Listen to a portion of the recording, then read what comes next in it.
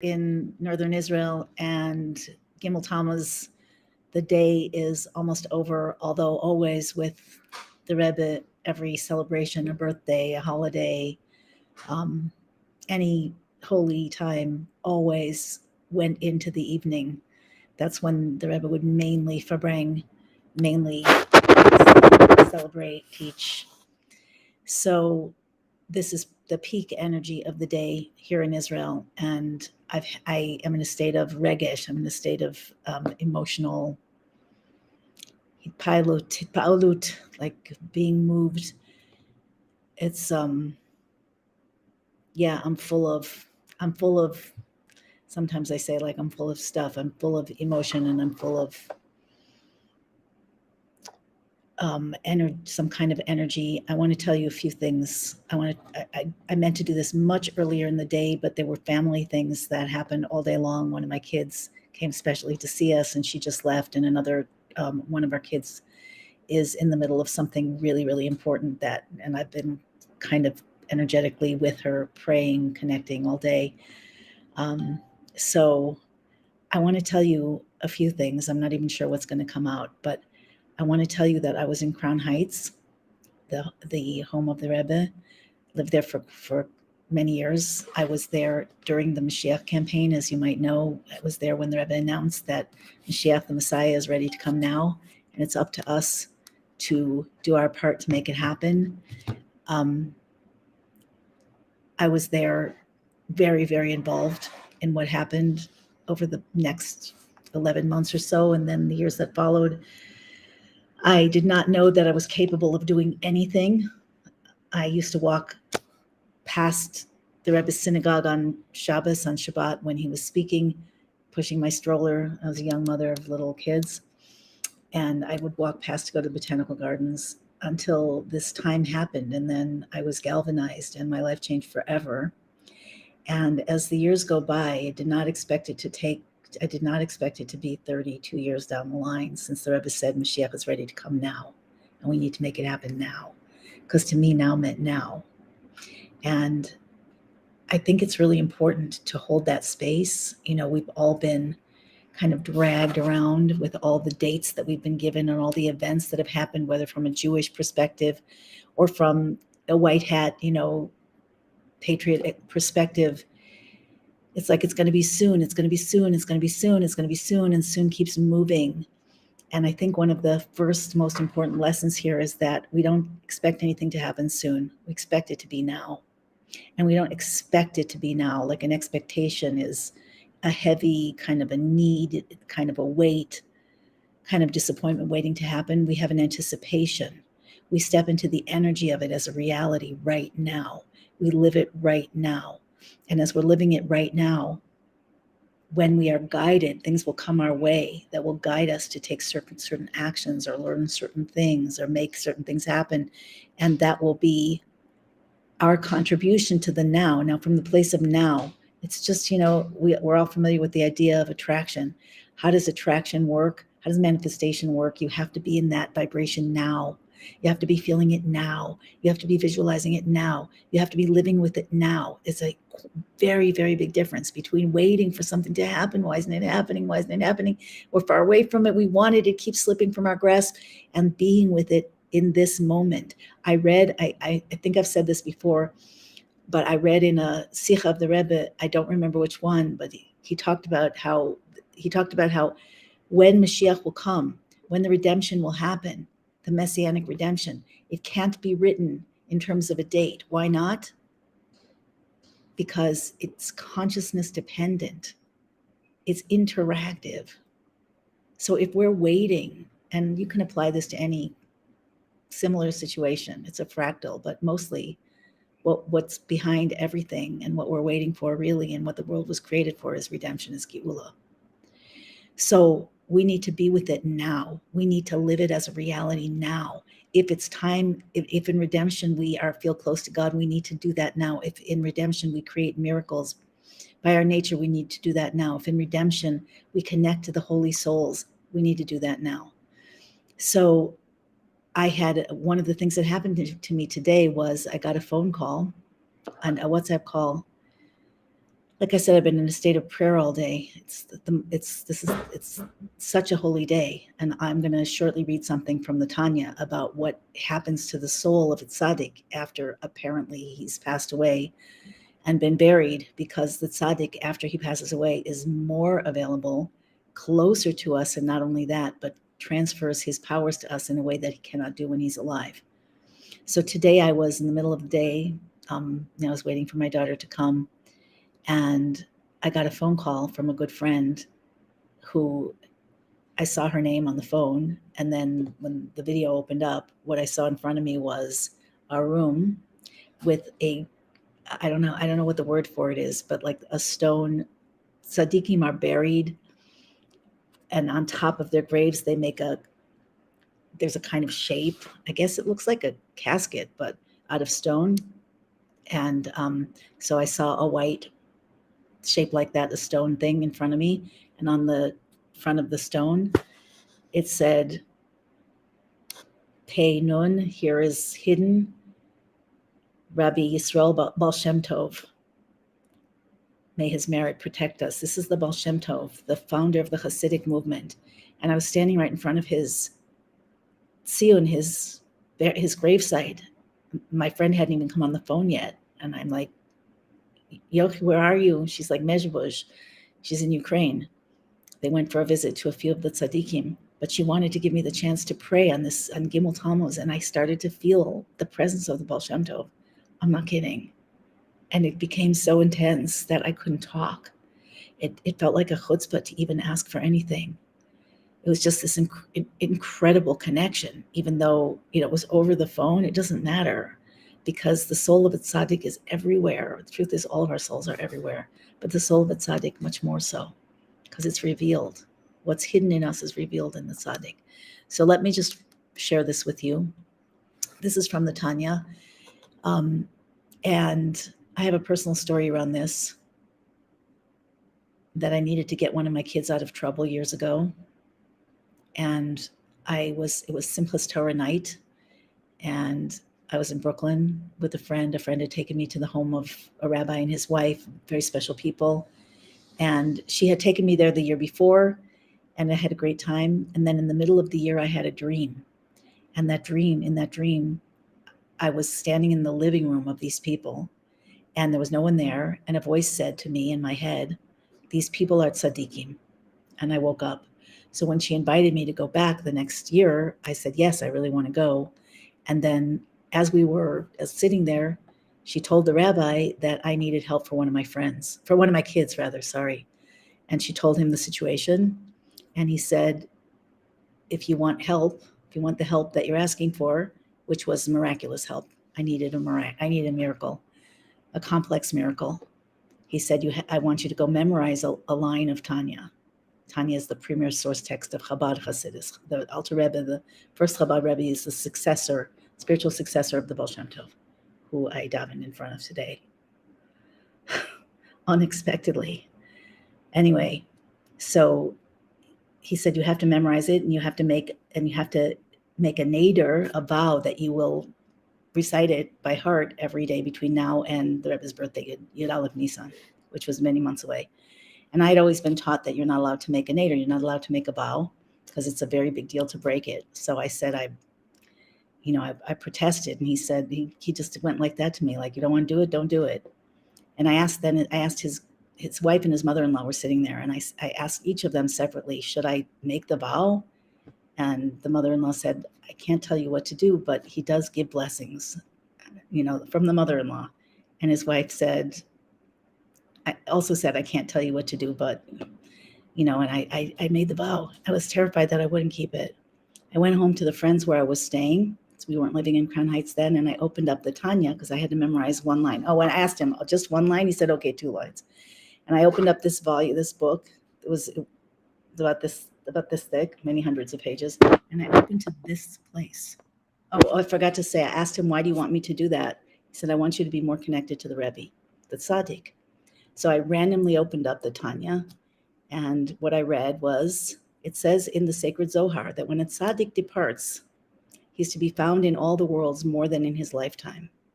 You have to take this in. You don't have to take it in. But if you want to be connected to a world, this is me, I'm not reading now. If you want to be connected to a world that is way beyond the natural, that gives you a direct channel to God and to miracles, that gives you a powerful, a super powerful connection to your purpose that will help you illuminate your soul in ways you can't imagine. I could go on. I don't have enough words to describe this, but you want to take it seriously. You want to hear it. So when a tzaddik departs, he's found in all the worlds more than in his lifetime. This needs to be understood. Granted, he's increasingly in the upper worlds when he ascends there, but how is it that he's found more in this physical world? So the Tanya says, a tzaddik is not a physical life, but he's a spiritual life. And the tzaddik's life force, our life force, comes from our nefesh, from the personality self, the identity, our survival instincts. A tzaddik, his life force is made up of emunah, yira, and ahava, faith, awe, and love. Like it says, tzaddik be'emunaso yichya, a tzaddik lives by his faith, and the awe of God gives him life, and so on. I'm not going to read everything word for word here, but it says when a tzaddik is alive on earth, these attributes of love, faith, and awe are inside, they're hidden inside the body, the garment through which the soul, the soul's life force, the tzaddik's life force is hidden and is expressed. So they're bound to the physical, this extreme quantum, divine faith and love and awe of God, this connection to God, is contained within the vessel of the tzaddik's body. And therefore, when you are connected to the tzaddik, you're his follower, you're his disciple, all you can receive is a reflection, an array of these attributes, these spiritual attributes. But when the tzaddik leaves his body stays underneath the ground for the time being, and the rest of his spirit rises. All these qualities radiate beyond the vessel. And where are they found? They're shining far, far brighter in the physical world, because now they're released from their cover. And where do they now go in the physical world? They go into his talmidim, into his students, the ones who are connected to him through love and through toiling with great effort to follow his ways and to understand his Torah and to be like him. So that was the by divine providence, that was the portion, that was the page to which I opened up after being told that I needed to memorize a couple of lines and say them by heart in order to be connected to the Rebbe. And I memorized the chapter, or a lot of it, and said it. God protected me. I didn't miss a day. And a few days before the period of time was ended, the miracle happened. And it happened better than what I even asked for. Like, there was an extra piece. For privacy, I can't say what it was, but it was not believable. I've had a bunch of miracles that are not believable. Pretty much every time those happened when I gave up and just turned to the Rebbe, or the Rebbitzin and the Rebbe, his wife also, they're really one. And so on this day, I wasn't going to live stream because it got so late because of the family stuff, but I feel like I have to say something, because I do have a connection to the Rebbe. We all do, but I'm aware of my connection because it was so activated, and I lived with it, and I interacted with the Rebbe in very incredible times, and I've continued to do so since gimmel tammuz, the first year. So I was very close to one of the people who's the wife of one of the people who was in the hospital with the Rebbe, and she kept getting texts from her husband, and I remember getting the text, Baruch Dain Emet, and the thing that's said when the person passes away, and I didn't believe it. Then I heard it on the 1010 winds, and I still didn't believe it. I had not learned this chapter yet, and it's been a hard road, because we were wound up for redemption. We were waiting. I used every bit of energy that I had to do whatever I could think of to do at the time, and interacted a lot with the Rebbe and other people in Crown Heights and around the world doing that. And it seemed like it was going to be any second. And it's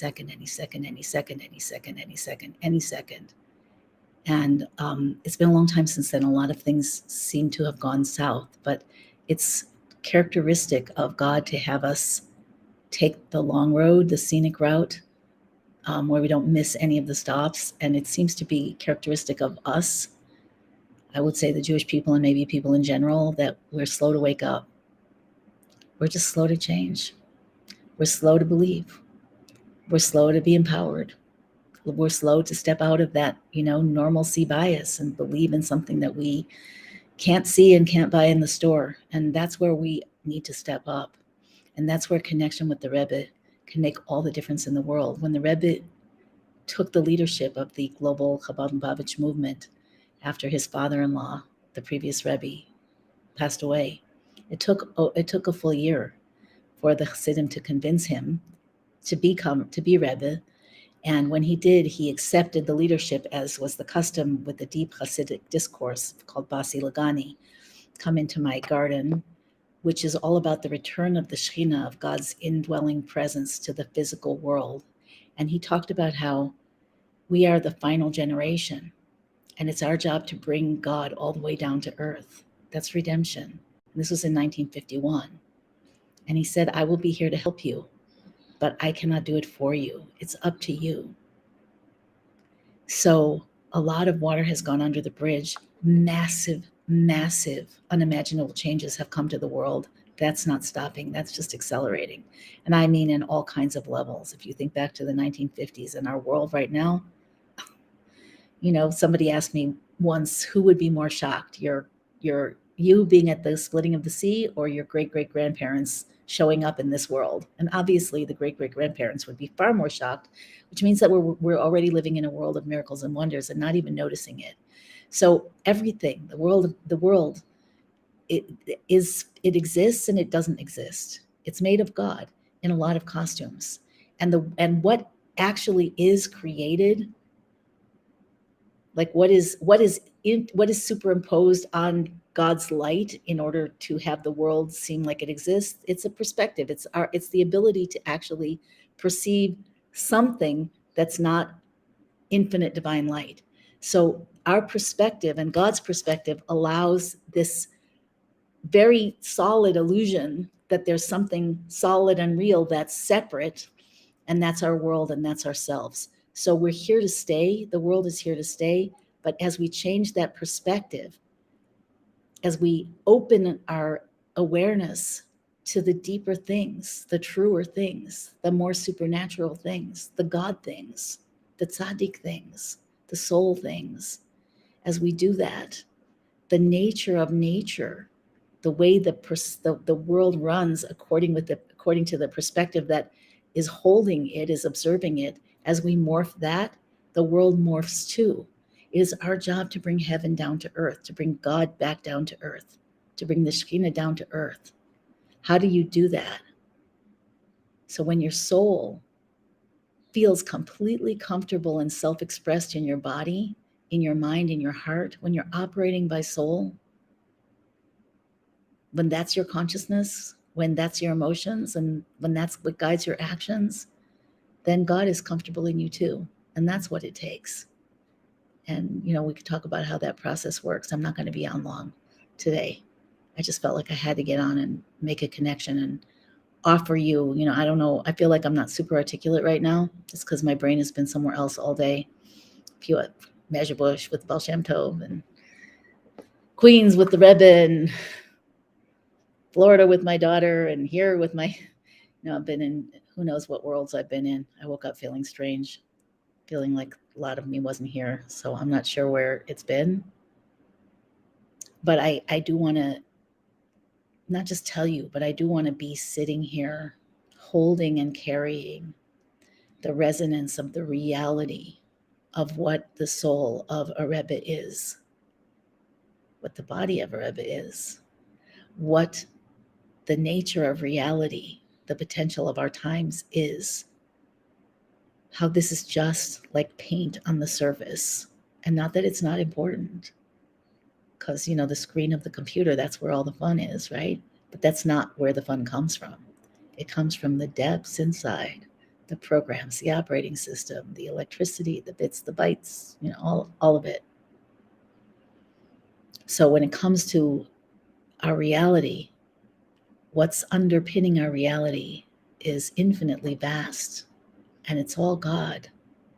And when we connect to the tzaddik, like the Tanya says, with love and with yigia. What is yigia? Yigia means like a real effort, like to work, to make it toil to know his ways and to be like him.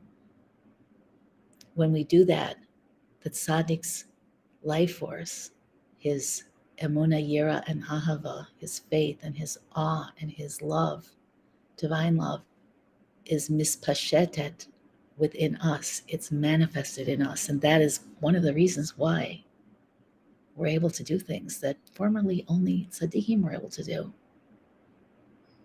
A lot of things we take for granted. The world is moving forward and we are moving forward, but it's time to stop today on Gimmel Tammuz and to connect to the light of the tzaddik.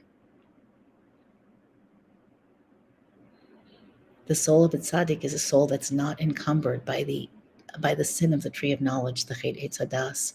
It's not encumbered by ego. It's not encumbered by delusions. It's not encumbered by the little voice. It's not encumbered by fear. The tzaddik doesn't come to the world to take care of himself or herself. The tzaddik comes to the world for the rest of us. And what we can do is to connect. You can talk to the Rebbe. You can talk to any soul. I talk to souls all the time, including the ones that are in bodies walking around. If I have something to say or something to ask, but certainly we can talk to the soul of a tzaddik. And like the Tanya says, like the Zohar says, the tzaddik is here physically more than after passing, more than before. Physically, guiding the world, waiting with love and bated breath for us to connect, for us to listen, for us to absorb and to align and to take the actions that will bring this home. Wouldn't you like to be home? And think about that word home. Not just your house, but like, what if we could really be home? Home. And there's nowhere else to go and nothing else to strive for and nothing to fear ever. That's what we're going for. And yeah, that's why it took so long. But now it's open and available. We just have to, the door is open. We've got to walk through it. And that's up to each and every one of us. So I'm going to end here and I'm going to actually take a moment with my eyes closed. If you're energy sensitive, feel free to see if you can feel it. I'm just connecting to the energy I felt standing virtually in front of the Sion of the Baal Shem Tov several hours ago. How I can feel anytime that I connect with the Rebbe consciously. The Rebbetzin, the previous Rebbe, or any of the tzaddikim. Those just happen to be the ones that I know the best. And see if you can feel that energy. And if you have the opportunity to go to the gravesite of a tzaddik, it's not of this world.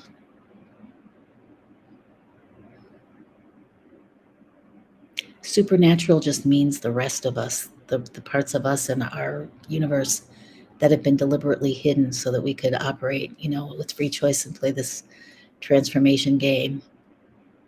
But supernatural really just means the rest of reality. I'm still talking, so I'm going to be quiet for, 10, 20, 30 seconds and see what you can see. Or say a prayer. Or ask the Rebbe to connect with you. Or any of the great tzaddikim, but this is the Rebbe's day. By the way, on the yahrzeit, the anniversary of the passing, the soul goes up to higher levels. And since the higher level, the central soul, the collective soul, the leader of the generation, the Rebbe's soul, the higher it goes, the more present it is in the physical world. So much more Rebbe is coming into the world throughout today since last night. And how does it get in? How does it get down? We receive it. We become channels. We are already channels between heaven and earth, every one of us. But the more willing we are and the more we learn what it is that we're connecting to, and the more we adapt ourselves to that through love and through that effort to learn the words of the Rebbe, when the Rebbe speaks, when the Rebbe's teachings, there's, I don't even know how many volumes, dozens and dozens of volumes of teachings, and a lot of them are recorded. Every word is holding worlds and universes. I'm not kidding. And when you start learning it, you can start feeling it. And when you start feeling it, you can start to perceive it. Maybe not with your physical eyes. I know there are people that see energies. I don't see energies with my physical eyes. I haven't really practiced that. But I can definitely see energies on other levels. And, you can learn how to learn a lot of things just from inside of you. But it's not just about that. It's not just about learning and expansion of the self. That feels good. But it's really about activating the soul. Within the core of your soul is a spark of the Rebbe's soul, spark of Moses' soul, a spark of Mashiach's soul. And you are a cell in that cosmic body. So you've got to activate yourself if you want redemption to be activated. And that's learning, that's praying, that's giving tzedakah, charity, helping others. That's the desire. That's doing the work to be the person that the tzaddikim are here to guide us, to teach us how to be, because they are that person. And we're here to be that person too. We just have to do a lot more of the transformational work along the way. We're here to turn darkness into light. They're here to hold the light and to help us. Okay, enough of me talking. Let's just hold that space. I'm going to ask the Rebbe, the Baal Shem Tov. I can't believe I stood in front of the Baal Shem Tov today. The Alter Rebbe, the Frierdiker Rebbe, and any of the other tzaddikim who want to join us in our space. Moshe Rabbeinu, Melech HaMashiach, primarily the Rebbe, whose yahrzeit it is today, who's so present with us, whose mission was to redeem the world, who will not leave until the world is redeemed, who's waiting for us. So allow yourself to connect. It doesn't have to be through feeling. If you feel, you feel. It can be through just making a decision and saying a prayer.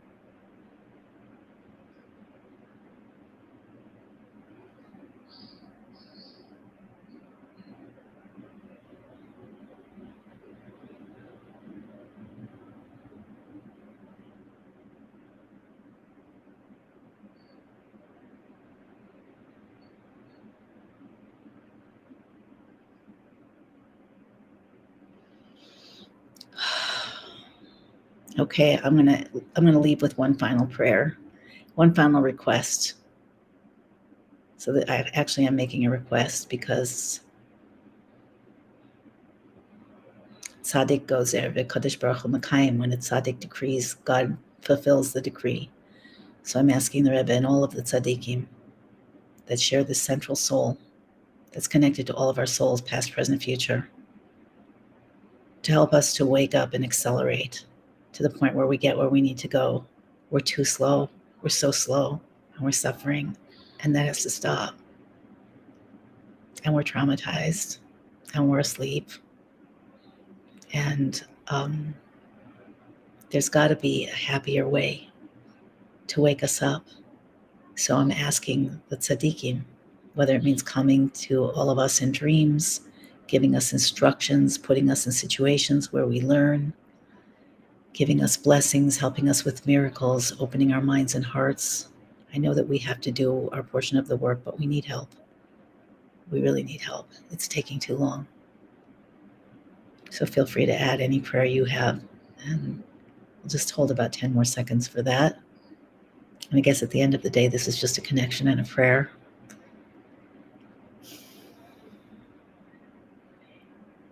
There's new energy in the world from today. There's new love and fear and awe and power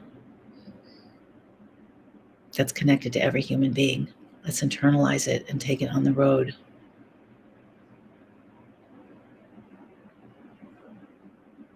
And may everybody's prayers, the wishes of everyone's hearts here be fulfilled for the good immediately and abundantly.